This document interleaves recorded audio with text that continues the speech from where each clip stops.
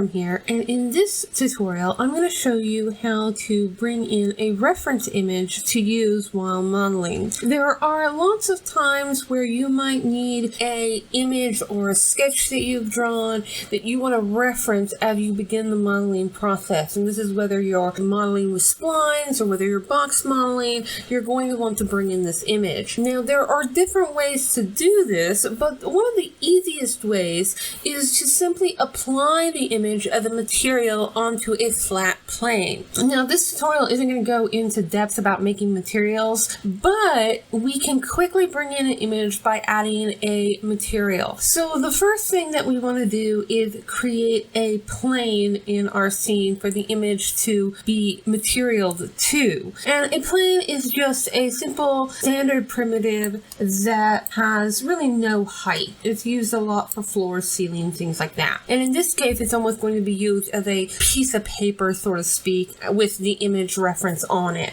Now, the other key thing is to have an idea of how big the image is so that it is proportional on the plane when we apply it. So I know that my image size is 1004 pixels by 2312 pixels. So I have just drawn the plane in the top view here, and with the plane still selected, I'm going to move over to my Modify tab, and I'm simply going to set my pixel size here. And in this particular project, I am working in generic units, and I have now gotten my image set up. And in this particular example, I'm going to be modeling in the top view, which is the perspective in which I drew the plane on. If I knew I was going to be modeling in a side view, I may have decided to draw the plane facing either front or left, but I am using the top view. In fact, I'm going to go ahead and maximize my top view here and hit the maximize viewport so that I can get a full sense of this. Now that we have the planes the right size, we need to create the material image reference. So I'm going to click on the material editor on the top main toolbar. This will open our slate material editor, and like I said, there's a lot going on here, and we're just going to create a simple material that we can use as a reference with the image. So I'm going to go down to a standard material in my materials dialog over here. I'm just going to click and drag that material into the view here. I'm going to click on the material itself, double click, and that will change the material's sort of properties dialog over on the right side of the screen. I'm going to rename this material. We're actually going to be tracing a image of bacon, so I'm actually going to go ahead and name this material bacon-1 as my material name. And now we want to bring in that image. Now, ideally, you have your image saved in your project folder already, and you'll want to save it as an image format, such as a JPEG. Now, there are many different ways in order to set this up, but one of the easiest ways is to come over to where it says diffuse. You'll see a color picker, and then you'll see a little gray square next to it. If I click that, that is the material maps browser. So I can map a specific type of a map to the diffuse. In my case, I'm going to want to reference a bitmap image. So I'm going to click on bitmap, and that will open up a file explorer. Now, if you have correctly set up your Max project, and inside your Max project, any images that you want to reference for materials or scene assets as they're called, you can see in my drop down, I am working in the Brefkis project, scene assets images, and I have this bacon image. So any scene assets that you want to import need to be in the scene assets folder, and from inside there you would have subfolders, in this case images, and this quickly references that folder. So I'm going to click on the bacon image, do open, and already you can see in the little material view here, it is referencing the bitmap as the diffuse color for the material. Now, to get this material to show up in our viewport, we actually have to turn the material on or make it visible. Because of processing power, by default the materials are turned off so they don't take a lot of your processor. But we want to be able to actually see this image. So on the bacon material right here, if I right click, some of the options that I have is to show a shaded material in the viewport and show a realistic material in the viewport. I'm going to check both of those. I'm going to right click again and then show realistic. So now I have this material turned on. The last little bit is to actually get this material onto our plane. There's a ton of different ways to do that. We can click the little output icon here and drag it into our scene.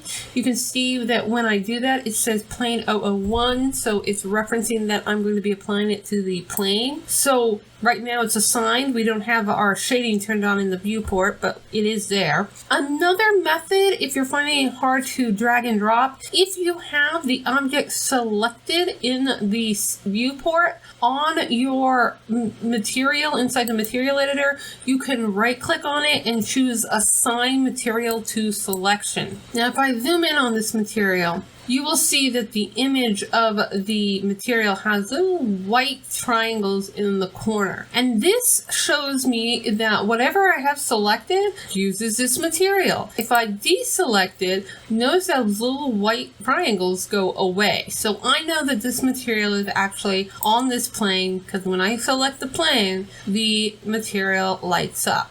So that's pretty much it for creating a very simple bitmap material and applying it to your object. I'm going to close the material editor for now. The next thing that I want to do is I want to turn the material on in my viewport. Now, if you recall, in my viewport, by default, in the top view, I am looking at a wireframe mode. I want to look at a default shaded mode. And there is my bacon image. Now, my material is actually displaying correctly in this view, but you may run into an encounter where the material is not displaying correctly. If that happens, there are a couple of steps you want to take to ensure that the material maps full size like this. The first thing that you're going to want to do is make sure you have your object selected, in my case the plane.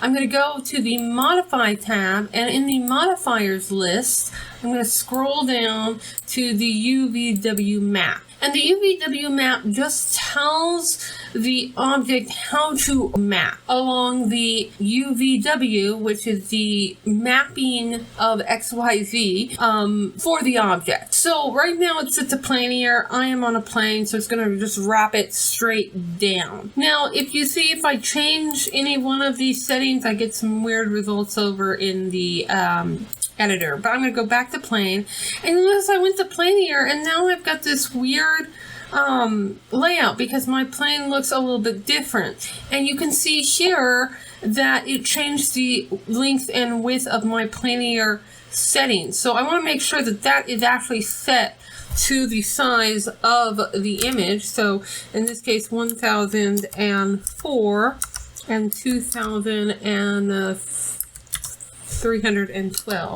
So that stretches the mapping area across the whole of the plane.